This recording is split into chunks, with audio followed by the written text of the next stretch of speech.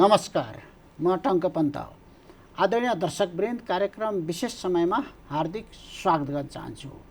दर्शकवृन्द, आज हामी यो परिवर्तित अवस्थामा अब न्यायालय कस्तो हुनुपर्छ, 2047 पछि न्यायालयमा केही परिवर्तन भयो, तर कार्यशैली सुशासनका विषयमा खासै परिवर्तन भएन। मान्छेले बाहिर राजनीतिक क्षेत्रमा निकै भ्रष्टाचार छ भन्छन्, तर न्यायालय भित्रकै मान्छे र न्यायालयलाई बुझेका मान्छे के भन्छन् भने बाहिर आउँदैन, तर न्यायालयभित्र जति भ्रष्टाचार अन्त कहीँ छैन। हामी न्यायालयलाई न्यायको मन्दिर भन्छौँ, सम्मान गर्छौँ।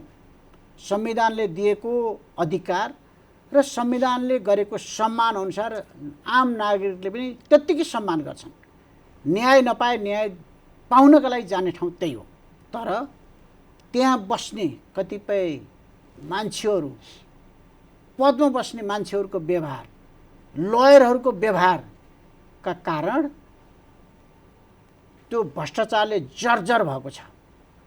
सबै लयर त्यस्ता छन् भन्ने छैन, सबै न्यायाधीश त्यस्ता छन् भन्ने छैन, सबै कर्मचारी त्यस्ता छन् भन्ने छैन, तर मान्छेको बुझाइ के छ भने अधिकांशको मनमा करप्सन छ र व्यवहारमा पनि करप्सन छ, कार्यशैली करप्सन छ, सोचाइ करप्सनको बाटो हुन्छ।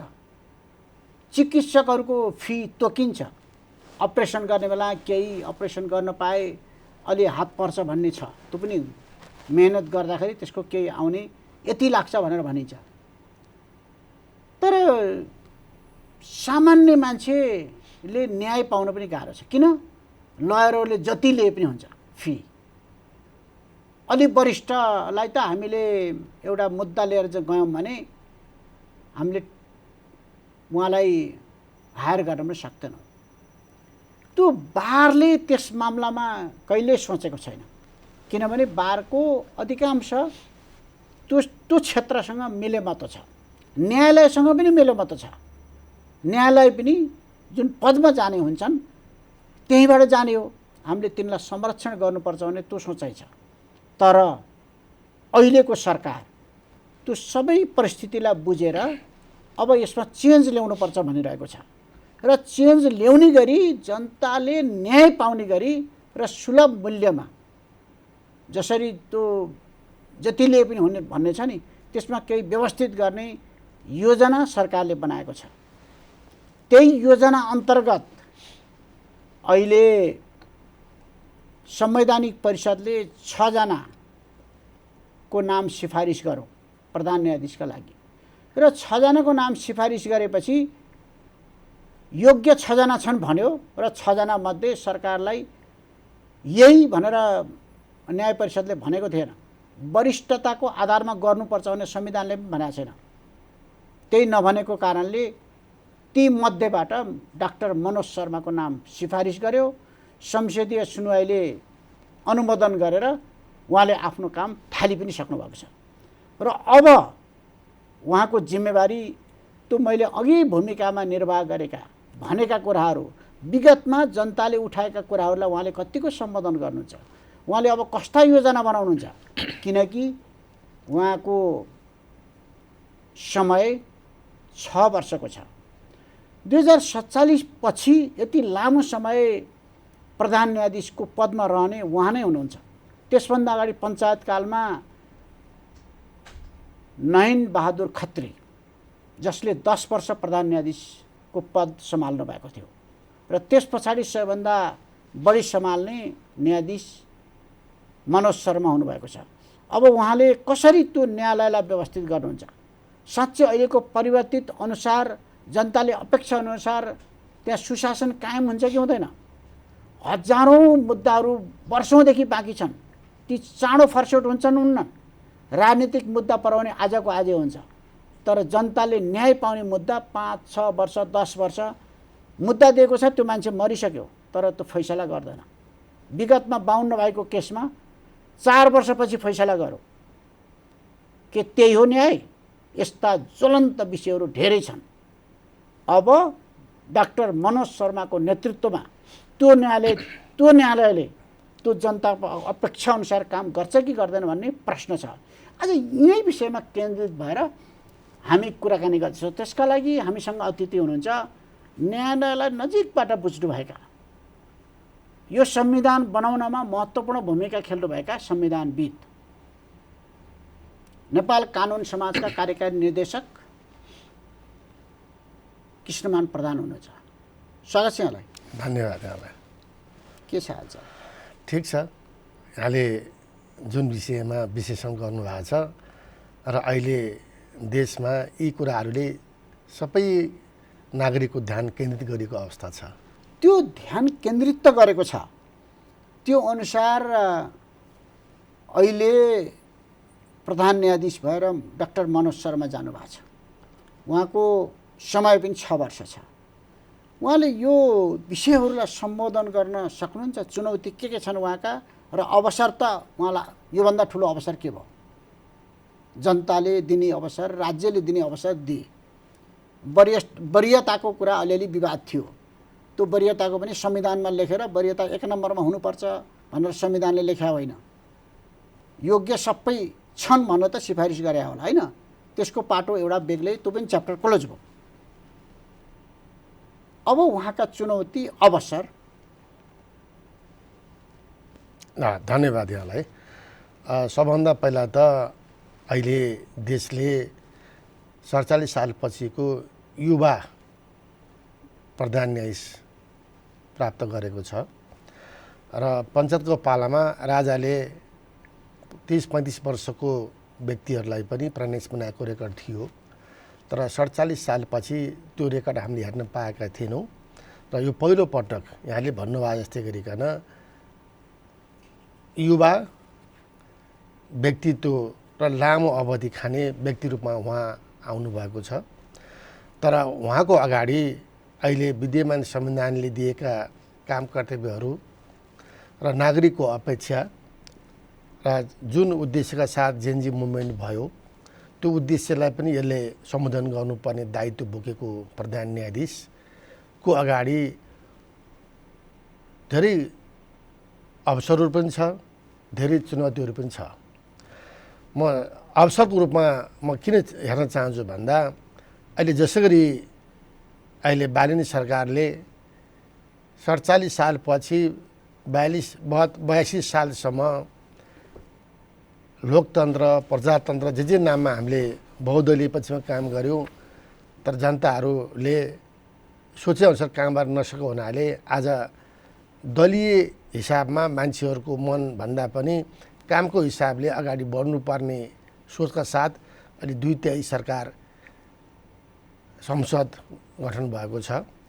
त्यसको असर, त्यसको प्रभाव, त्यसको गति न्यायपालिकामा परेको छ, जसले गर्दा चौथो व्यक्ति चाहिँ सायद यो पहिलो पटक हो 47 सालपछि चौथो व्यक्ति चाहिँ प्रधान न्यायाधीश हुने अवसर प्राप्त भएको छ। यो डाक्टर मनोज शर्माको अवसर पनि हो, भाग्य पनि हो र यसलाई चुनौती पनि लिनुपर्छ भन्ने मलाई लाग्छ। जहाँसम्म चुनौतीहरूको रूपमा अहिले हरेक नागरिकको नेगेटिभ माइन्डबाट हेर्ने तर आश पनि गर्ने जुन सोचबाट अगाडि बढेको छ र अहिले न्यायपालिकामा यहाँले जुन भूमिका बाँध्नुभयो जस्तै गरिकन चौथो व्यक्ति प्रधान न्यायाधीश भइसकेपछि अहिले भइरहेका 16-17 जना न्यायाधीशहरूलाई उहाँले कसरी समन्वय गर्ने र न्याय सर्वोच्चमा परेका मुद्दाहरू अहिले करिब 20,000 चान्चुहरू बाँकी छन्, त्यसलाई कसरी व्यवस्थापन गर्ने। त्यसै गरी संवैधानिक बेन्चले गर्नुपर्ने मुद्दा संविधानको धारा 137 को जुन 3वटा उपधाराहरूले व्यवस्था गरेका मुद्दाहरूलाई कसरी व्यवस्थापन गर्ने।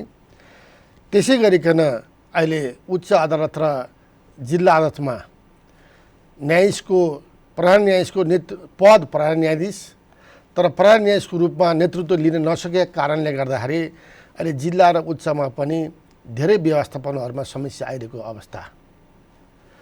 अर्को, हरेक नागरिकलाई मौलिक हक र उसको अधिकार हनन भइसकेपछि न्यायपालिका गएपछि त्यो निरूपण हुन्छ, समयमा हुन्छ र सबैको पहुँच हुन्छ भन्ने जुन संविधानले ग्यारेन्टी गरेको छ, तर त्यो हुन नसकेको अवस्थामा अहिलेको नेतृत्वले विश्वास अथवा जनआस्था कसरी विकास गर्ने? त्यो गर्न सक्छ कि सक्दैन? जस्तो 20,000 मुद्दा छन्, तपाईँको राजनीतिक मुद्दा पर पनि तुरुन्तै फैसला गर्ने, जनताले पीडा भोगिरहेको छ त्यस्ता मुद्दा चाहिँ नहेर्ने, मैले अहिले हेर्दा हेर्दै भन्ने सार्ने, त्यहाँबाट पछाडि पारिदिने।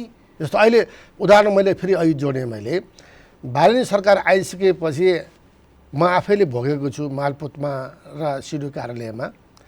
हिजो तपाईँको लालपूर्जा जग्गा पास गर्न जानुपर्ने धेरै मान्छेलाई भनसुन गर्नुपर्ने र 2-4 पैसा खर्च गर्नुपर्ने थियो। आज त परेन रहेछ त। एकै दिनमा उसको जग्गा पास हुने, लालपूर्जा बन्द रहेछ त। एकै दिनमा लालपूर्जा नागरिक त बन्द रहेछ त। अर्को दिन हात पर्दो रहेछ, लाइसेन्स त तुरुन्तै बन्द रहेछ त। यो अहिलेको बालिन सरकारले गर्न सक्ने, हिजोको त्यो 20वटा सरकारले गर्न सक्ने कारण के हो? यो सरकार त्यही हो, जनशक्ति त्यही हो, स्रोत त्यही हो, सेवाग्राही त्यही हो, सेवाप्रदायक त्यही हो, किन सकेन त?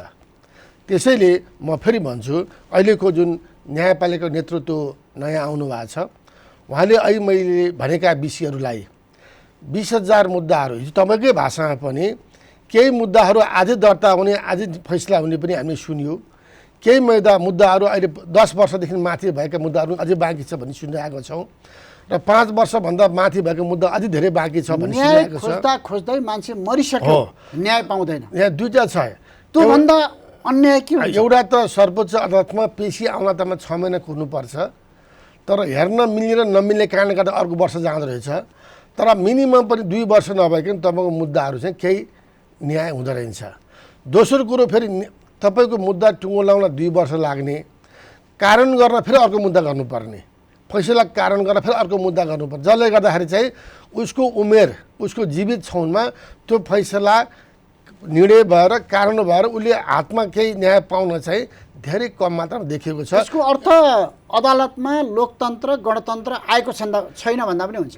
अपवाद रूपमा केही व्यक्तिले पायो होला, तर जननायक हिसाबले चाहिँ न्यायपालिकाभित्र लोकतन्त्र र गणतन्त्रको महसुस छैन, गर्न पाएको अवस्था देखिँदैन, सुशासन पनि छैन भने। अब त्यसैले यसको लागि चाहिँ त्यहाँ भित्रको त्यो भ्रष्टाचार पनि बाहिर नआउने, तर भित्र चाहिँ यति धेरै करप्सन हुन्छ। अहिले यहाँलाई अब हामीहरू कहाँ आएको जानकारी अनुसार र नेपाल कानुन समाजले गरेको अध्ययन अनुसार 3-4 कुराहरू म यहाँलाई जानकारी गराउन चाहन्छु। एउटा, हाम्रो कानुनी प्रक्रियाहरू लामो छ। अहिले कानुनले नै के भन्छ भन्दा 1 वर्षभित्रमा त्यो मुद्दाको निरूपण गर्नुपर्छ भन्दो रहेछ। तर तपाईँले मुद्दा दर्ता गरेदेखिको कारण फैसला कानुनसम्म चाहिँ जाँदाखेरि चाहिँ मिनिमम पनि 2 वर्ष लाग्दो रहेछ। कानुनले भन्छ, कानुनले 1 वर्ष भन्दा त प्रोसेस के भयो भन्दा, जस्तो उदाहरण रूपमा एउटा मुद्दा दर्ता गर्यो अनि त्यो पेशी उसले 53 पटकसम्म सारेको रेकर्ड छ सर्वोच्चमा। 53 पटक सार्दा 2 वर्ष त गयो त। 53 पटक सार्दा पनि त्यो इजलासलाई अर्को आनन्द मान्ने। अर्को एउटा के छ, इजलासले जस्तो अङ्ग पुगेपछि तुरुन्तै निर्णय गर्नु नि, फेरि उहाँ चाहिँ मिडियाको कारणले र सोसियल मिडियाको कारणले उहाँहरू एउटा सानो झिनो आदेश गरेर मुद्दा सार्ने, मिडिया ट्रायलको कारणले।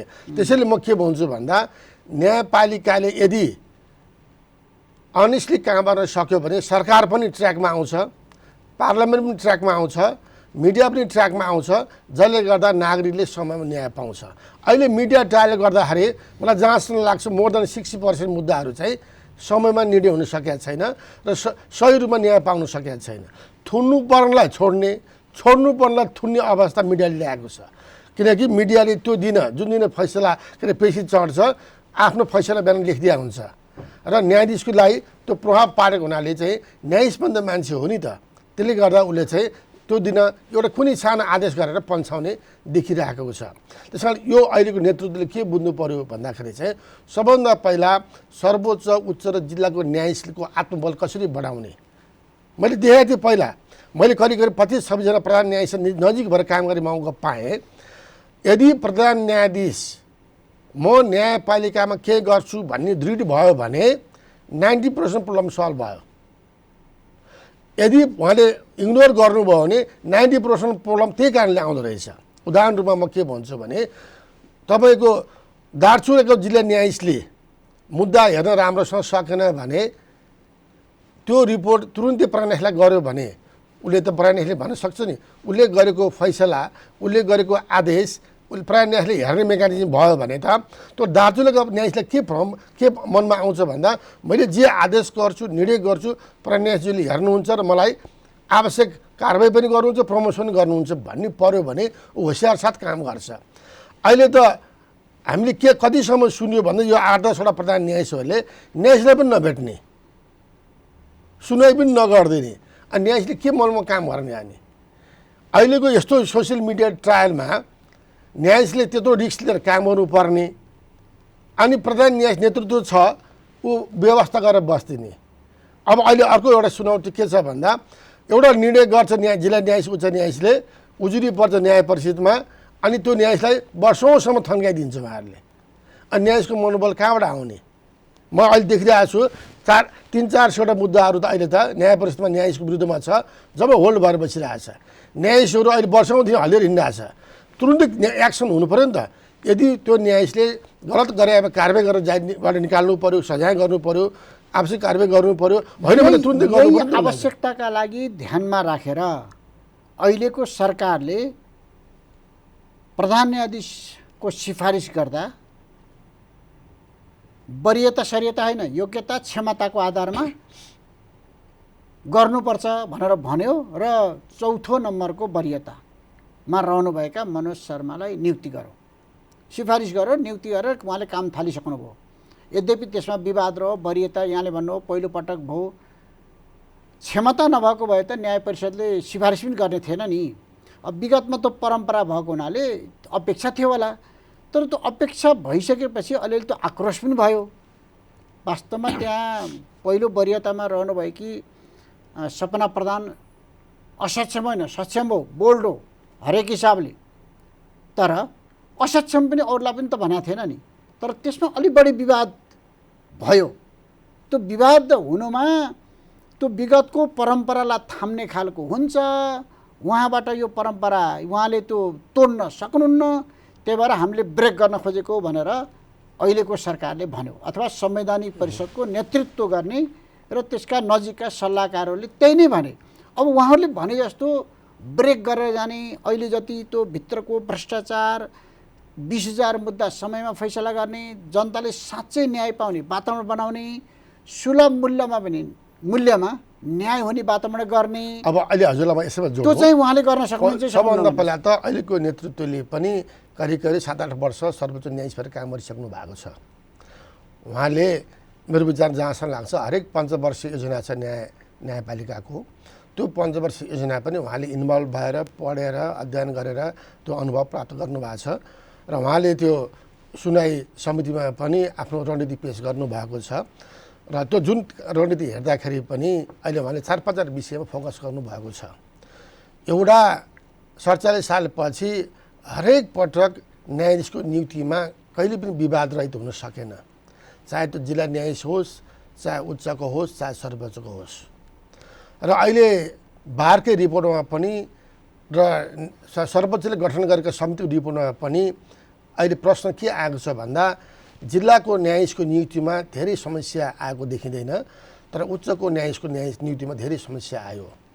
किनकि अहिले जिल्लाबाट आउने न्यायाधीशको सङ्ख्याभन्दा कानुन व्यवस्थाबाट जाने सङ्ख्याहरू बढी भयो र कानुन व्यवस्थाबाट जाने व्यक्तिहरू जो न्यायाधीशमा जानुभएको छ उहाँहरू चाहिँ क्षमताको भन्दा पनि पहुँचको आधारमा जानुभयो, जसले गर्दा फैसला बेन्चमा बस्दाखेरि पनि उहाँहरूलाई अलि फैसला मुद्दा बुझ्नको लागि, फैसला लेखन गर्नको लागि त्यति सहज भइरहेको छैन भन्ने अहिले गुनासोहरू आइरहेको छ। त्यसै गरी सर्वोच्चको न्यायाधीश नियुक्ति गर्ने बेलामा पनि अलिकति दलीय भागभण्डा भयो र पहुँचको आधारमा गरियो, क्षमताको आधारमा गरिएन र उच्चबाट मुख्य न्यायाधीशबाट ल्याउने प्रक्रिया भन्दा पनि अलिकति पहुँचको आधारमा बारबाट अथवा कानुनबाट आयो भन्ने छ। विगतमा त उहाँहरूले के भन्नु विगतमा त भागवण्डै भएको हो नि। त्यही त मैले के भन्दैछु भने यहाँहरूलाई चाहिँ, र उहाँहरूको प्रस्ताव के छ भन्दा सर्वोच्चमा चाहिँ संविधानले अहिले 15 वर्ष पुगेको कानुन व्यवसायहरू, 10 वर्ष पुगेको कानुन व्यवसायहरू भन्दा पनि अलिकति ती व्यक्तिहरूलाई पहिला उच्चमा नियुक्ति गर्ने, बरु मुख्य न्यायाधीश बनाउने, बरु 1 वर्ष एटलिस्ट 1-2 वर्ष काम गरेपछि मात्रै सर्वोच्च ल्याउँदाखेरि चाहिँ अलिकति न्यायिक मनको प्रयोग गर्ने क्षमता राख्दछ कि भन्ने पनि सुझाव आएको छ।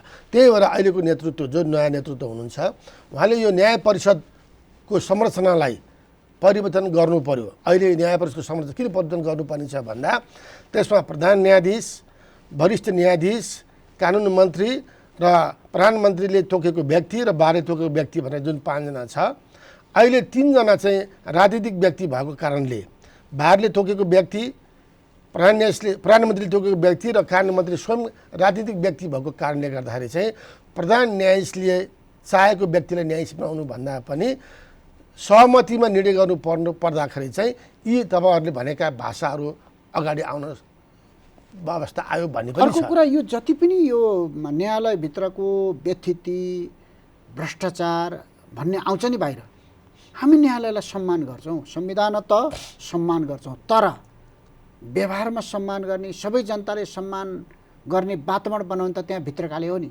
त्यो भित्रकालाई वातावरण बनाउन र त्यहाँको सुशासन कायम गर्न, जनतालाई साँच्चै न्याय सुलभ रूपमा पाउन्, समयमा पाउन् भन्ने एउटा कोअर्डिनेसन जस्तो नेतृत्वदायी भूमिका निर्वाह गर्ने प्रधान न्यायाधीशपछि बार एसोसिएसन हो।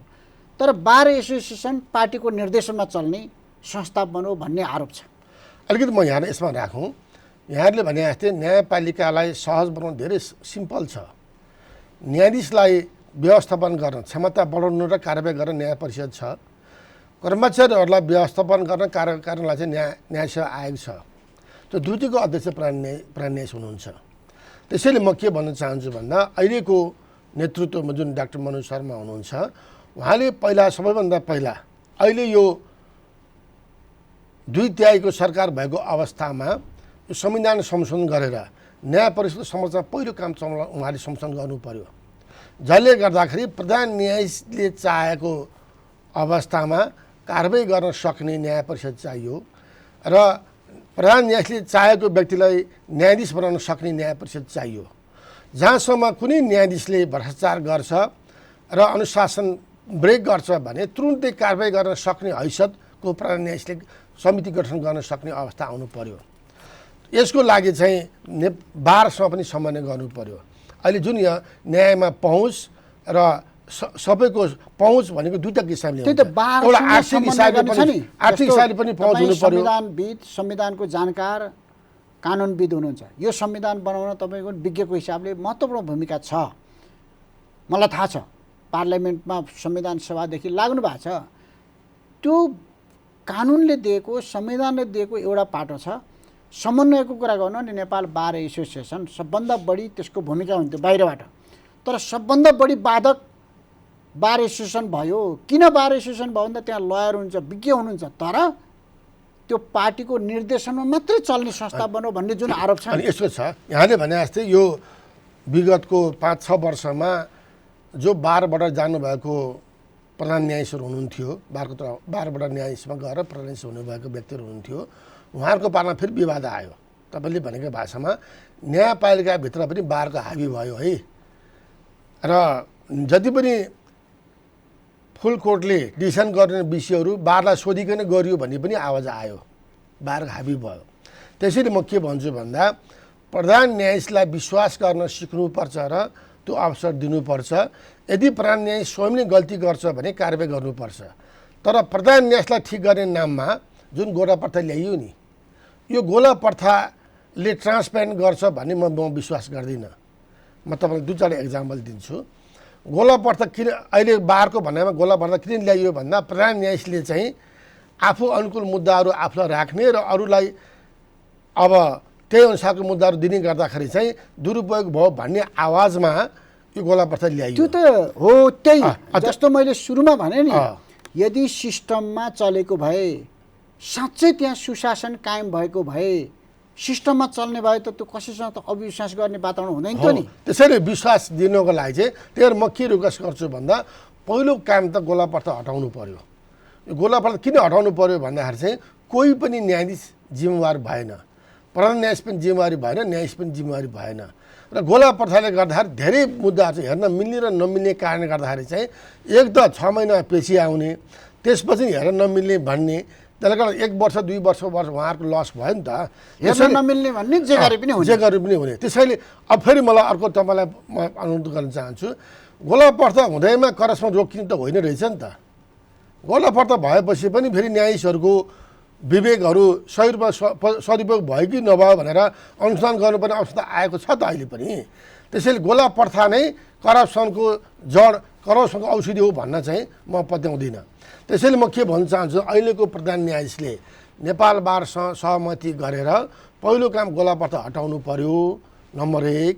र गोलापर्दा हटेपछि पनि प्रधान न्यायाधीशले चाहिँ हिजोको प्रधान न्यायाधीशले त थियो त, विश्वास गरेको थियो त, उहाँले न्यायाधीशको क्षमताको आधारमा मुद्दाको विभाजन गर्नुहुन्छ।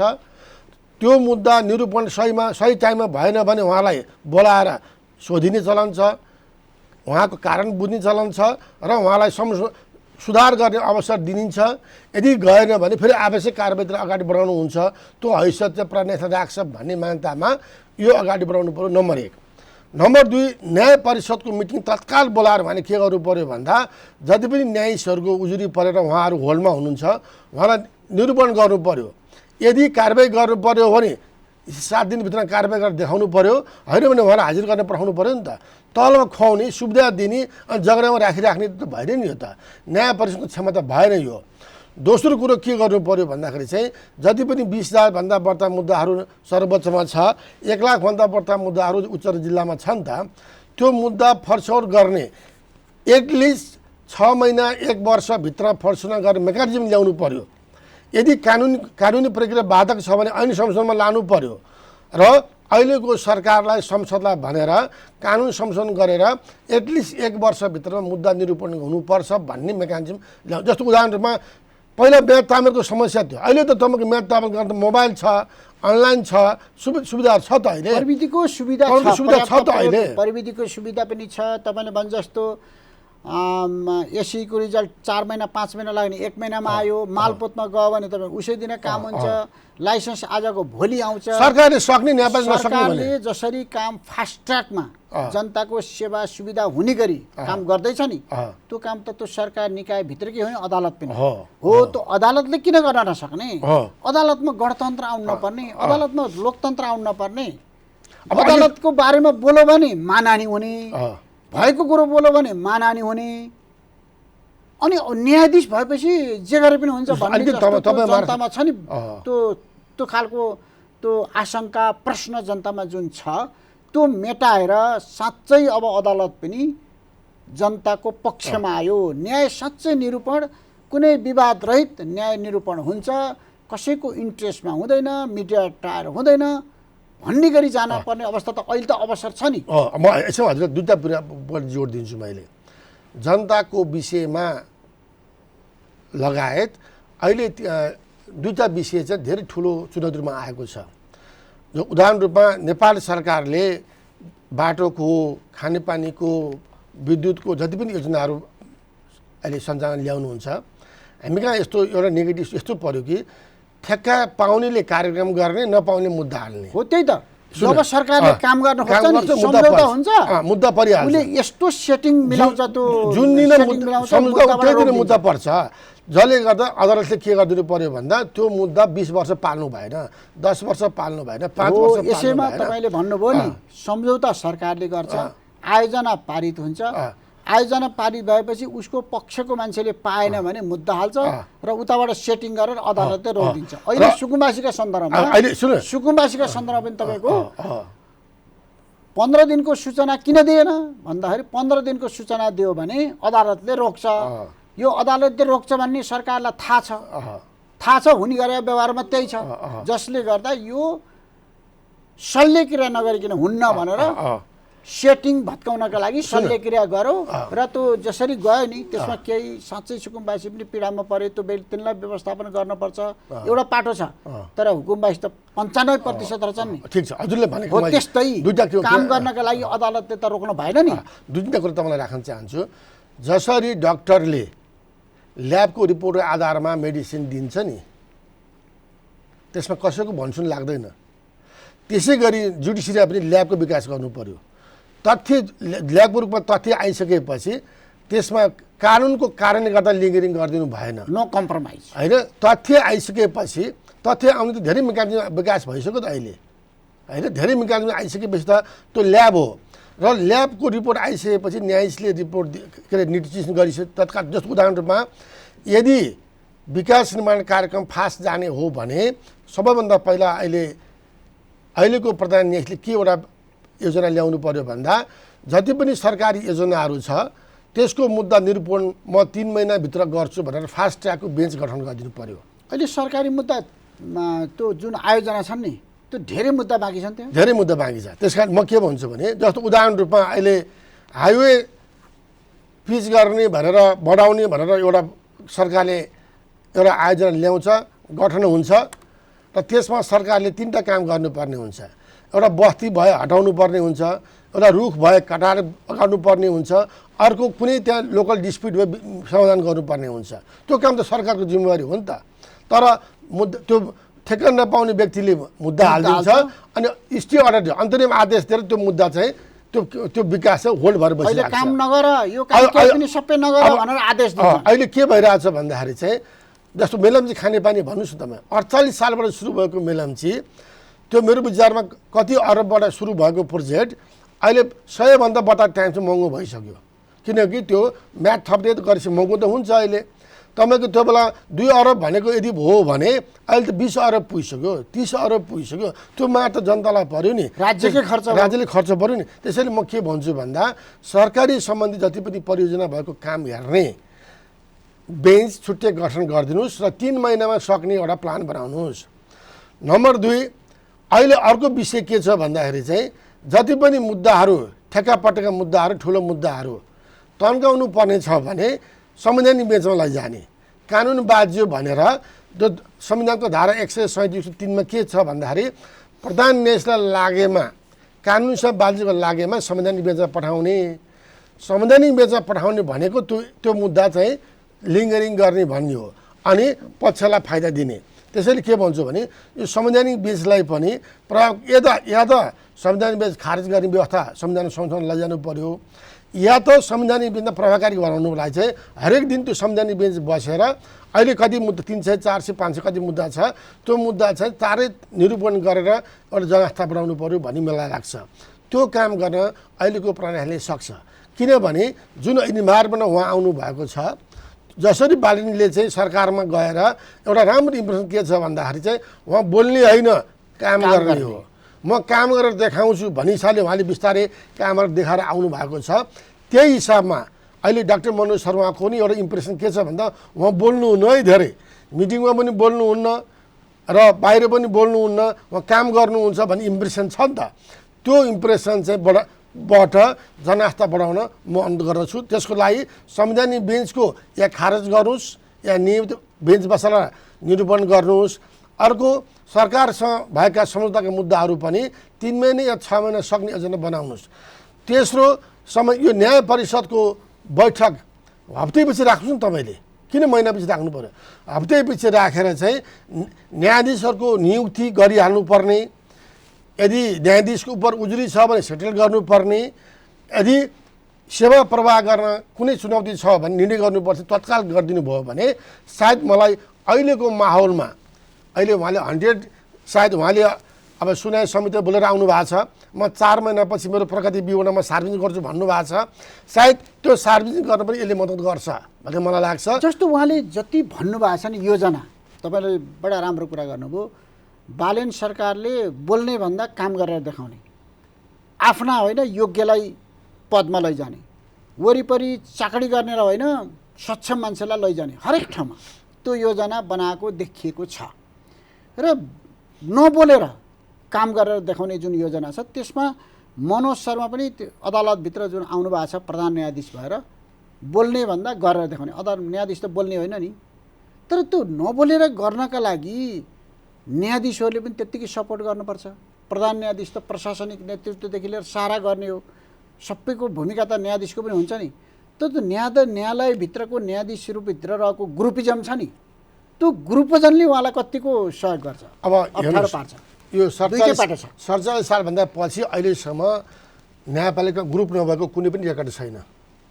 पहिलो न्यायाधीश प्रधान न्यायाधीश र दोस्रो न्यायाधीशको द्वन्द्व हरेक पटक देखिन्छ, तर केही बिचमा पनि अलिक कम भएको देखियो। त्यसैले मेरो अनुरोध के छ भन्दा सबैभन्दा पहिला अहिलेको प्रधान न्यायाधीशले के गरिदिनु पर्यो भने सर्वोच्चको न्यायाधीशहरूको मिटिङ चाहे तपाईँ बायोटारमा गर्नुहोस् चाहे फुल कोर्ट भनेर अदालतमा बस्नुहोस्, हप्तामा एक दिन तपाईँले म्यानेजमेन्ट मिटिङ राख्नु पर्यो। कसैको कुनै कम्प्लेन छ भने सुनिदिनु पर्यो। हिजो के गर्यो प्रधान न्यायाधीशहरूले, न्यायाधीश कुरै नसुन्ने, न्यायाधीशले प्रधान न्यायाधीशलाई भन्नु अर्को न्यायाधीशको प्रयोग गर्ने वातावरण आएको थियो हिजो त, त्यो वातावरण दिनु भएन। प्रधान न्यायाधीश भनेको सबैको न्यायाधीश हो है।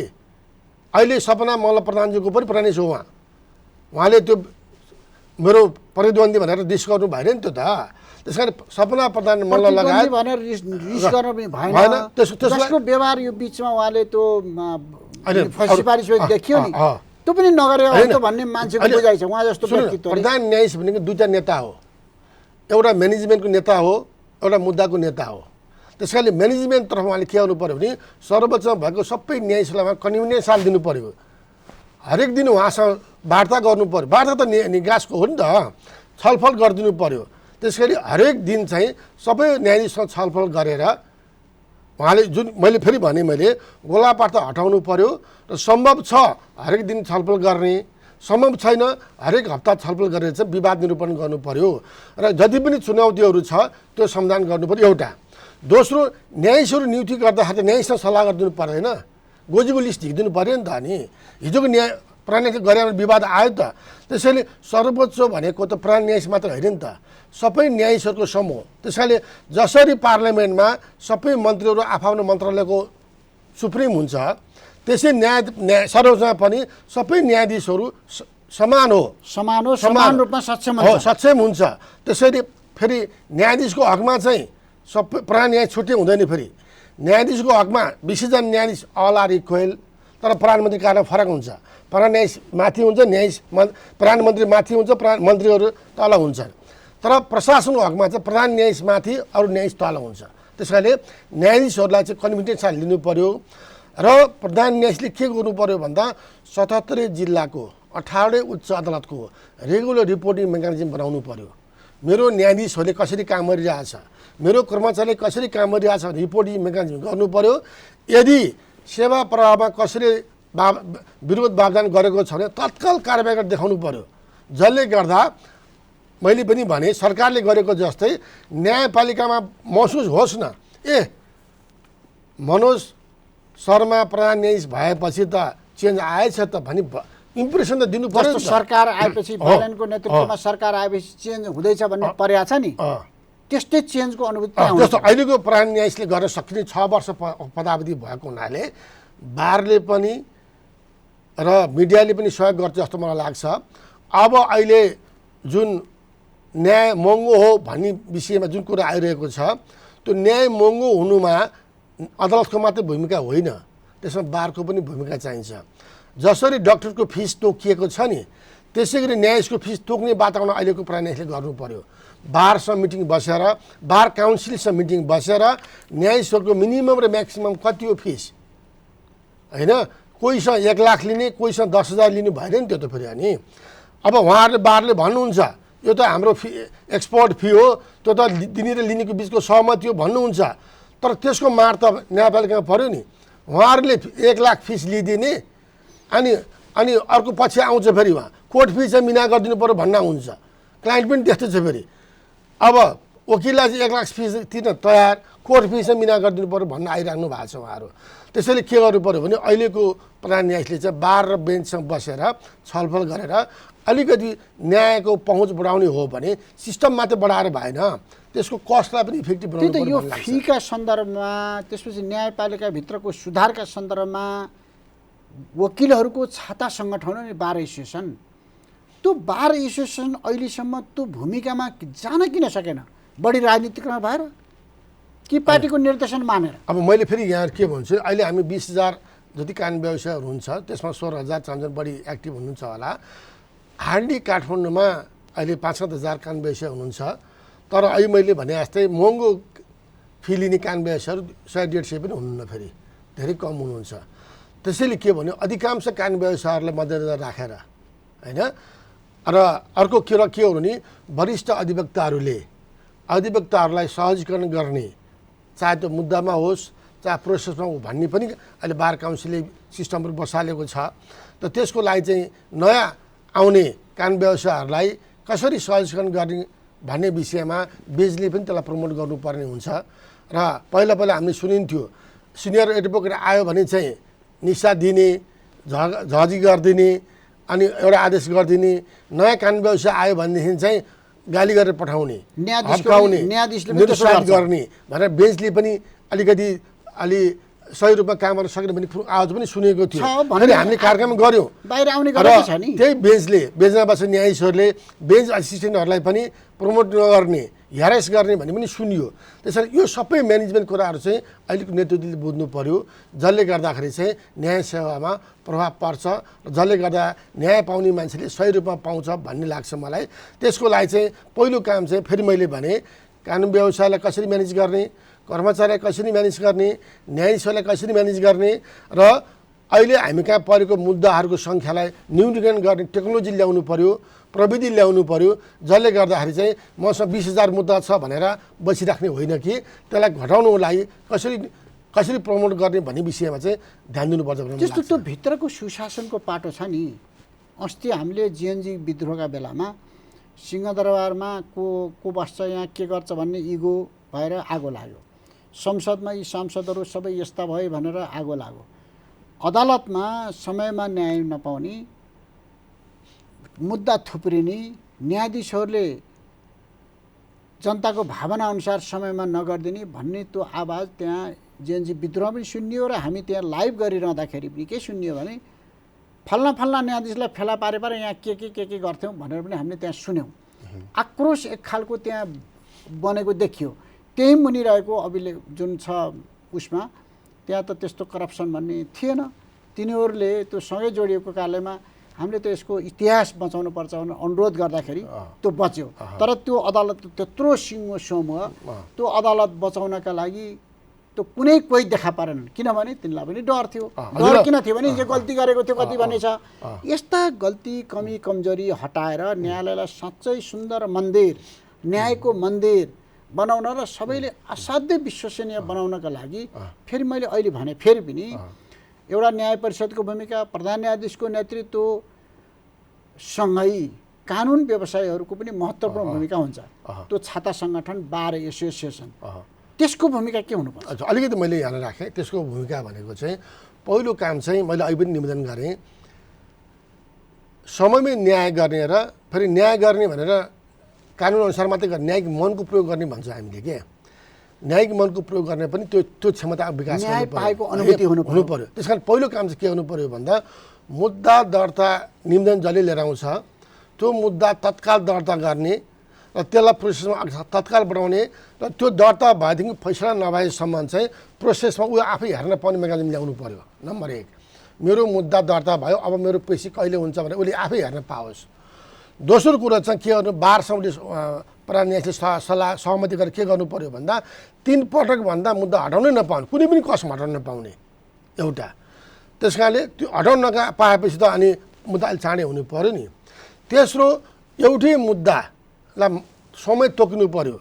एउटा मुद्दालाई 1 महिनासम्म बहस गर्न दिने, एउटा मुद्दालाई चाहिँ आधी घन्टा पनि नदिनु भएन नि त। अनि मुद्दा त एउटै समान मुद्दा हो नि, तपाईँको मुद्दा चाहिँ ठुलो, मेरो मुद्दा चाहिँ सानो भन्ने त भएन नि त। त्यस कारणले समय व्यवस्थापन गर्नु पर्यो। एउटा मुद्दालाई बहस गर्न कति घन्टा दिने, 2 घन्टा, 5 घन्टा, 1 घन्टा कति हो त्यो टुङ्गाउनु पर्छ भन्ने मलाई लाग्छ। त्यो गर्दा पनि सजिलो हुन्छ। र अर्को के हुन्छ भन्दाखेरि चाहिँ मुद्दा अहिले धेरै कम्प्लेन के छ भन्दा मुद्दा समयमा निरूपण हुँदैन, न्यायाधीशहरूले विभिन्न बाहनामा आदेश गरेर हैरान पार्यो, वकिलले पनि आदेश गर्न प्रमोट गर्यो। अर्को कुरा, मुद्दा निर्णय भइहाल्यो भने पनि 2 वर्ष, 3 वर्ष, 4 वर्षपछि मात्रै फैसला लेखेर आउँछ। बार एसोसिएसनको मिलोमत हुन्छ। बार एसोसिएसनको म भन्दा वकिलको मिलोमत हुन्छ, किनकि उसलाई मुद्दा संस्थागत रूपमा त कुरा आएन। तर व्यक्तिले के गर्दो रहेछ भन्दा त्यो फैसला चाँडै लेख्यो भने पक्षलाई असर गर्दो रहेछ। किनकि तुरुन्तै एक्सनमा जाने हो नि त। फैसला ढिला गरिदियो भने पछिले फाइदा लिइरहेको छ भने उसले कन्टिन्यू गर्न पायो। त्यस कारण अहिले के हुनु पर्यो भन्दा मुद्दा दर्ता भएपछि पेशी चढ्नु पर्यो, पेशी हटाउन दिनु भएन र न्यायाधीशले पनि कुन कुन आदेश गर्ने पहिलो बहसमा पेशीमा गरिदिनु पर्यो नि त। पहिलो पेशीमै आवश्यक आदेश गरिदियो भन्दा दोस्रो पेशीमा निर्णय गर्न पाएन उसले त नि। तेस्रो के गर्यो भन्दाखेरि चाहिँ फाइल मगाउने भन्दो रहेछ क्या। सर्वोच्चले उच्चको फाइल मगाउने, जिल्लाको फाइल मगाउने, उच्चले जिल्लाको फाइल मगाउने हो भने फाइल त अहिले त 2 घन्टा आउँछ त। अहिले त अहिले सबै वेबसाइटमा छ त। अनि त्यो फाइल आउन पनि वर्षौँ लाग्दो रहेछ त। अनि त्यो कुराहरू अङ्ग पुर्याउन पनि अदालतले सहयोग गर्नु पर्यो भन्ने मलाई लाग्छ। पुर्याउने मामलामा पनि त्यहाँ केही खेलोफाड गर्नु पर्यो। अर्को फैसला लेख्नलाई चाहिँ 3टा समस्या मैले देखेँ अहिले हामीले सुन्न आएकोमा चाहिँ। एउटा फैसला लेख्नको लागि बेन्च असिस्टेन्टहरू दक्ष धेरै कम रहेछ अहिले। जो दक्ष बेन्च असिस्टेन्ट चाहिँ ऊ न्यायाधीश भएर जाँदो रहेछ। अनि फैसला लेख्न त फेरि न्यायाधीशले आफै लेख्नुपर्ने भन्ने सिद्धान्त रहेछ त्यहाँ। तर सबै न्यायाधीशले फैसला आफै लेख्न सक्दो रहेछ। फेरि अर्को चुनौती फेरि त्यहाँ, किनकि एक दिनमा 50वटा फैसला गर्यो भने नसक्ने किन जान। सुन्नु एक दिनमा 50वटा फैसला गर्यो भने एउटा फैसला 50 पेजको हुन्छ। उसले 5000को फैसला पेजको फैसला लेख्न सक्दैन नि त। एक दिनमा 50वटा मुद्दा कहाँ फैसला भएको छ? त्यहाँ कोही न्यायाधीशले गरेको छ त्यो रेकर्ड। 50वटा मुद्दा फैसला भएको छ एक दिनमा नेपालमा? त्यहाँ त्यो के जस्तो आदेशहरू हुन्छ नि त, आदेशहरू हुन्छ नि त, विभिन्न हुन्छ नि। त्यस्तो फैसला त्यस कारण के भन्छ भन्दाखेरि फैसला पनि त आदेश हो नि त्यो दिन त। त्यो दिनको लागि फैसला पनि आदेश हो नि त। आदेश पनि त लेख्नु पर्यो नि त। त्यस कारण के गर्नु पर्यो भन्दा जसले धेरै फैसला गरेको छ ऊ लेख्न नभ्याउने, जसले थोरै फैसला गरेको छ पनि लेख्न नभ्याउने, त्यसको लागि बेन्च असिस्टेन्टको सहयोग चाहिने। तर बेन्च असिस्टेन्ट फेरि लेख्ने कला भएको व्यक्तिहरू कमी भएको, यसको लागि पनि कसरी व्यवस्थापन गर्ने। अर्को फैसला फेरि जस्तो उदाहरणमा संविधान निवेदनमा 5 जना न्यायाधीश हुनुहुन्छ। अनि त्यहाँ लेख्ने 1 जना 2 जना तोकिया हुँदो रहेछ। उसले फैसला लेखेर दियो, अर्को न्यायाधीशमा घुमेर आउँदा 6 महिना जाँदो रहेछ, 1 वर्ष जाँदो रहेछ। 6 महिनासम्म घुमाइरहने किन सबैले नहेरिकन त सहयोग गर्दो रहेछ। फेरि त्यहाँ त हेर्न पनि 6 महिनासम्म त्यस कारण हो यो कुरालाई त त्यसको प्रशासन भनेको त प्रधान न्यायाधीश हो नि, नेतृत्व त्यसको मुख्य रजिस्ट्रार हो नि त। मुख्य रजिस्ट्रार र प्रधान न्यायाधीश बसेर चाहिँ यी कुराहरूको ख्याल गर्नु पर्यो, जसले गर्दा अगाडि बढ्न चाहिँ सहयोग गर्नु पर्यो भन्ने लाग्छ मलाई। अब त्यसका लागि अदालतभित्रकोलाई सहजीकरण गर्नका लागि, त्यसलाई व्यवस्था गर्नका लागि संविधान संशोधनको पनि बहस भइरहेछ नि। अदालतको एउटा पाटो त त्यसमा एउटा विषय रहने कुरा भयो। तर सिङ्गो मुलुकका लागि अब संविधान संशोधन गर्नुपर्छ भन्ने समग्र अब सरकारले त एउटा कमिटी नै बनाइसक्यो, अन्यले पनि त्यो काम गरिरहेछन्। अब यो संविधान संशोधनको विषयमा हामीले मेजर पक्ष हेर्नुपर्ने के? यसमा चाहिँ हाम्रो संविधानले के भनेको छ भने 72 सालको संविधानले 10 वर्ष पुगेपछि केही कुराहरू अटोमेटिक रिभ्यू गर्नु भनेको छ। उदाहरण रूपमा 7वटा अन्य आयोगहरू छ नि त, त्यो आयोगहरूको पर्फर्मेन्सको आधारमा रिभ्यू गरेर मात्रै त्यसको कन्टिन्यू गर्ने नगर्ने भनिएको विषयमा त प्रश्न छ र सबैभन्दा काम नलाग्ने आयोग पनि तिनै त्यही छ। दोस्रो कुरा के छ भन्दाखेरि अहिले धेरै कुरा उठेको छ सङ्घीय संसदको सङ्ख्या, राष्ट्रिय सभा प्रतिनिधि सभाको सङ्ख्या ज्यादै भयो, नेपालको भूगोल अनुसार यो धेरै बढेर भयो भन्ने छ। त्यसलाई कसरी न्यूनीकरण गर्ने त्यो विषयमा छलफल अगाडि बढिसकेको छ। लोकतन्त्रमा परिणत भएको संघीयताको विषयको मोडल पनि कुरा छ। अर्को चाहिँ प्रदेश सभा र सरकारको प्रदेश सङ्ख्या पनि बढी भयो, सभाको सङ्ख्या पनि बढी भयो र सरकारको सङ्ख्या पनि बढी भयो भन्ने कुराहरू उठिरहेको छ। तेस्रो कुरो के छ भने स्थानीय सरकारको पनि 753 सङ्ख्या बढी भयो, सरकारको सङ्ख्या पनि बढी भयो, सरकारको मेम्बरको सङ्ख्या पनि बढी हो भन्ने विषय उठिरहेको छ। निर्वाचन प्रणालीको अर्को कुरा त्यसको निर्वाचन प्रणाली अहिले हाम्रो स्थानीय सरकारको चाहिँ राष्ट्रपति मोडेलमा छ, किनकि अध्यक्ष र मेयर त डाइरेक्ट निर्वाचन हुन्छ होइन। अर्को वडा अध्यक्षहरू पनि डाइरेक्ट निर्वाचन हुन्छ, सदस्यहरू पनि डाइरेक्ट निर्वाचन हुन्छ, त्यहाँ आफ्नो प्रक्रिया छ। तर प्रदेश र सङ्घको हकमा चाहिँ प्रदेश सभाको हकमा चाहिँ फेरि पार्लियामेन्ट सिस्टम छ। यसमा चाहिँ सदस्य निर्वाचन गर्ने, सदस्यले चाहिँ सरकार निर्माण गर्ने प्रक्रियाहरू छ। अर्को क्षेत्राधिकारको विषय पनि प्रश्न छ। अहिले स्थानीय सरकारलाई पनि 3टै अधिकार दियो, कानुन बनाउने पनि दियो, सरकार चलाउने पनि दियो, न्यायपालिका पनि दियो, न्यायिक समिति पनि दिएको छ त्यहाँ। त्यस कारणले अब यसलाई चाहिँ कानुन बनाउने अधिकार चाहिँ नदिने हो कि भन्ने पनि आवाज उठिरहेको छ।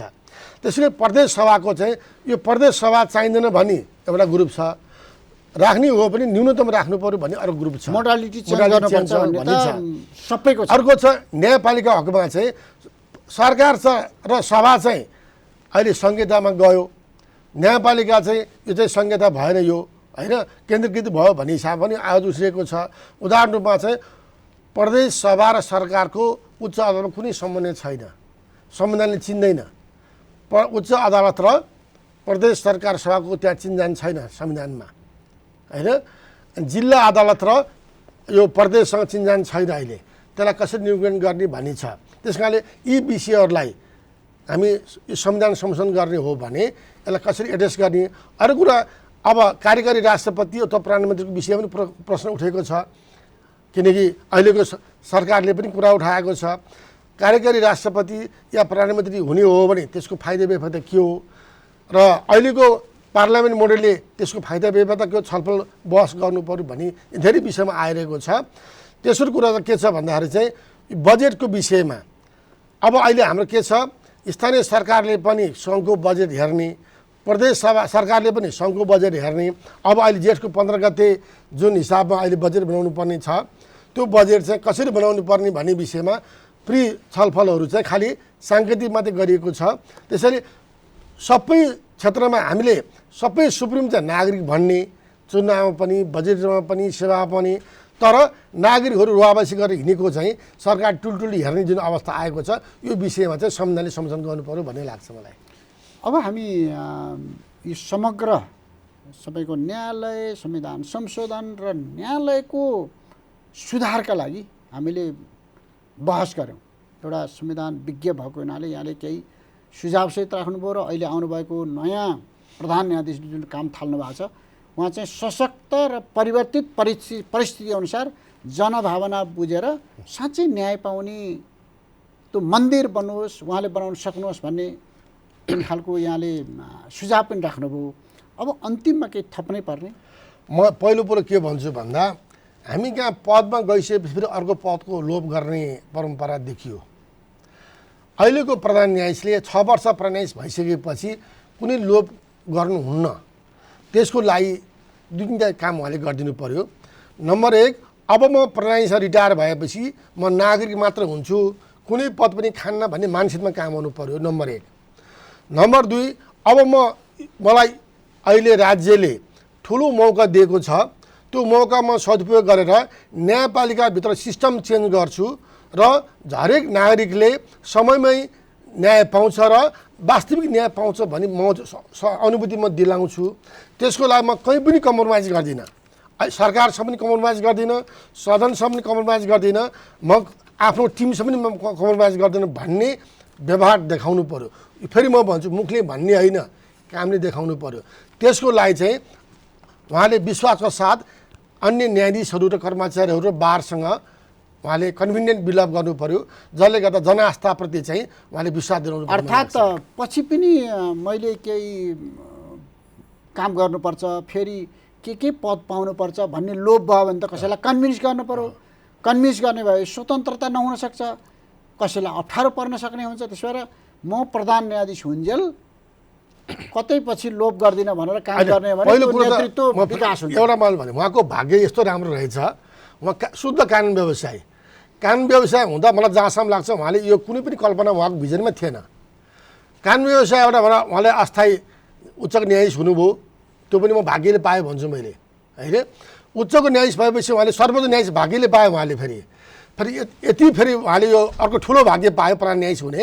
उहाँको मन मस्तिष्कमा कहीँ थिएन प्रधान न्यायाधीश हुन्छ भनेर, तर उहाँको भाग्य यति बलियो रहेछ, यो भाग्यलाई सही सदुपयोग गरेर म अनुरोध गर्छु। त्यो उहाँलाई अवसर छ, अवसर छ। उहाँलाई हाम्रो बधाई पनि छ, शुभकामना पनि छ। हुन्छ, यहाँले समय र महत्त्वपूर्ण विचारका लागि विशेष धन्यवाद दिन चाहन्छु। धन्यवाद। आदरणीय दर्शकवृन्द, कार्यक्रम विशेष समयमा आज हामीसँग अतिथि हुनुहुन्थ्यो संविधानविद, नेपाल कानुन समाजका कार्यकारी निर्देशक कृष्णमान प्रधान। कार्यक्रम विशेष समयको निर्धारित समय सकिएको छ। प्राविधिक मित्रहरूलाई धन्यवाद दिँदै म टङ्क पन्त पनि बिदा हुन्छु। नमस्कार।